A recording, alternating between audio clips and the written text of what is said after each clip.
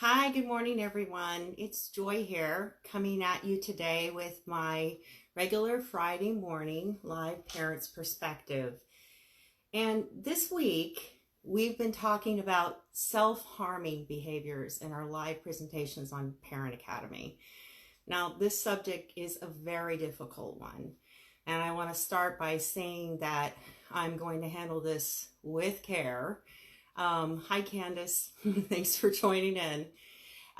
Because it is one that by far there is no simple answer to. And it is true that there is absolutely no standard in terms of the types of responses or the reasons behind this kind of behavior. I hope you've signed up for Parent Academy. If you haven't already, we just dropped a new modules today so that you can become a part of that Parent Academy group. Because this week, Denise and Andy addressed this behavior from the perspective of parents who have experienced it in completely different ways, just like I said. And then Manali did a fantastic job last night talking about the function of self-harm behaviors and how you can address those. Good morning, Cassandra. Thanks for coming in. As parents using some wonderful behavioral therapy techniques. So today, like I said, I wanted to talk to you about how you as a parent might find ways to address this in the most mindful and effective way that you can. Understanding, as I said the whole time, that every case of SIB is different. And as parents, we learn best from our mistakes. So here are a few thoughts that I've gathered from the experts, parents, and my own experience as a therapist to individuals with autism who engaged in SIB. Research shows that as many as 77% of individuals with autism spectrum disorder might engage in some form of injurious behavior during the course of their life. This can be as simple as, just biting gently on your arm and showing frustration, or even more dramatic types of self-harm and injury. So it's very likely that you as a parent might come across this kind of behavior on your journey with your child with autism.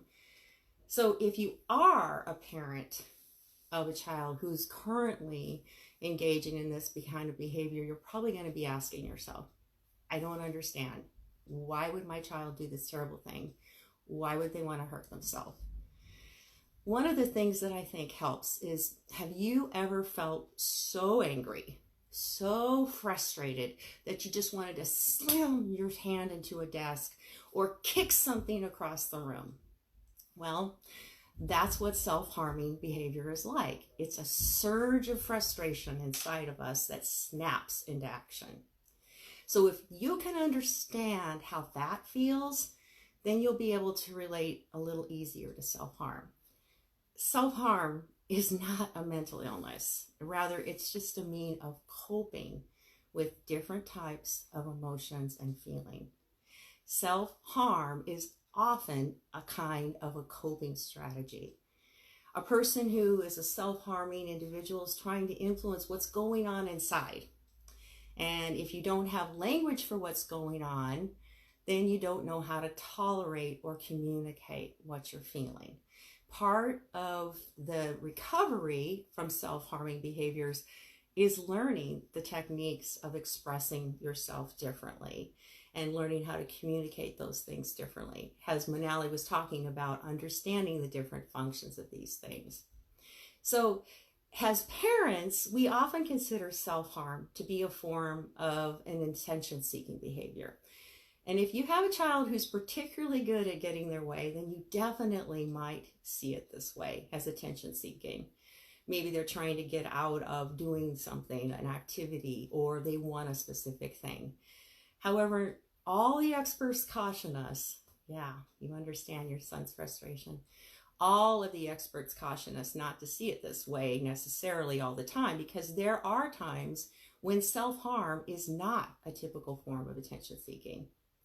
So although you might consider this as a form of manipulation, you need to also understand that It is often just a repeated reaction to emotional pain and distress, and continuous behavior is always an indication of an underlying behavior or a desire.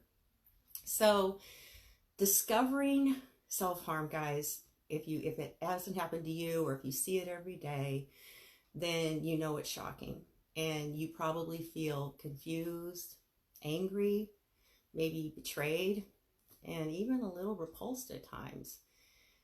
But I want to tell you today that what you are saying to yourself during those moments, what you believe about what is happening, will be significant in your ability to help your child deal with whatever is really wrong, even if they just need more attention. You know, it's normal to have real fears for your child, but the key is to open up communication and build trust with your child and with those around you, so you can talk about these underlying issues. And if you're fighting with fear and guilt, the attempts at communication are going to come out as desperate and gasping demands, demanding your own way. Remember, your child's having trouble dealing with their emotions. And for now, this might be the only way they can deal with them. What can you do to help your child who's self-harming? I just want to tell you, parents can make a massive difference in dealing with the immediate reaction of taking that focus off the self-harm and refocus on what you're telling yourself, what you believe about the response. The problem isn't the self-harm. The problem is someone's just stressed enough to do this in the first place. A lot of the questions parents ask me often about self-harm is my child suicidal? Do they want to end their life? And this is another huge worry for parents, right? But the experts stress that there's a big difference between self-harming and suicidal behavior. People who self-harm hurt themselves as a way of coping with life, not ending it. Your child wants to live. They're just having trouble expressing something that they're feeling or thinking about. So remember, self-harm is the symptom, not the cause. There's usually always something else wrong. So here are a few pointers that I took away from some research that I wanted to quickly run down for you. First of all, don't ask why. When someone self-harms, they might not have the words to deal with the pain. So going to them and saying, "Why are you doing this?" is probably not the best way to react. But instead saying, "Can you tell me about how you're feeling? Show me what you want. How can I help you?" That's a different way of addressing the behavior. Why is usually just a lot of our children have no idea what you mean by that question. So asking an open-ended question and asking them to describe to you what they might be feeling or thinking or how you can help them is the best response. It's important, I think, to validate your child's feelings. Validation is always important for us, right? For someone to come along and say, "I understand you're frustrated. I understand you're angry. Take a chance. Hold on." Pam's saying, "My son's behaviors don't happen without an underlying reason." Right. And I'm sure, Pam, that you taking the time to help him show you what's going on has been a way that can help you deal with this. And along those same lines, you need to find a counselor, a therapist, psychiatrist, because ABA is probably one of the highest recommendations for dealing with these functions and helping your child to find different alternative ways of coping. As a parent, you need to talk to somebody about how this feels to watch your own child in this situation and not being able to understand how it feels. You need to take time to nurture yourself, to talk to other people about what's going on, because you're going to have feelings of responsibility, frustration, guilt, anger, and all of these things can add up to depression, anxiety, or worse for you. And so talking about to your child about how they're feeling is important, but don't just take all of that and stuff it down, because in the long run, you can be self-harming yourself in another way, and in a way that deserves to be dealt with. In effect, your child's self-harm can result in your own form of self-harm if you're not honest about its impact upon you. So go find a good, healthy family or individual counselor as soon as you can. You really do deserve that. And of course, it's important to remember self-harm is not an act of rebellion against you.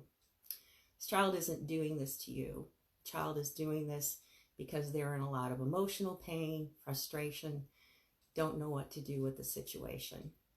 So loving them, nurturing them, and listening to them are all the things that you need to be doing. Don't minimize the self-harm, of course. It's important to recognize it. It's important to ask for help. It's important to get the help. But it can be honest. It can be dealt with. And be honest, not disappointed. Your child doesn't want to be in emotional pain, and they don't want to hurt themselves. But part of the healing process is going to involve a lot of setbacks. This is a behavior that may honestly be with them for most of their life. They may always have to cope with. That's okay. We're in this for the long run, and I know you can do it. So remember, don't let the habit of self-harm spread beyond the person who's engaging in it. Address it and its causes, and be sure to take care of yourself in the meantime. I hope that some of these thoughts will really help you as you walk along this path. And if you have more ideas or suggestions for other parents, as I stated, I really hope that you'll get involved with Parent Academy. Go on the page and share your experiences with self-harming behaviors, things that you've done that have worked, and especially if you've gone out there and gotten some counseling and therapy, and encourage others around you to please do that. And if you need help in finding those resources, please reach out to us, because we're here for you.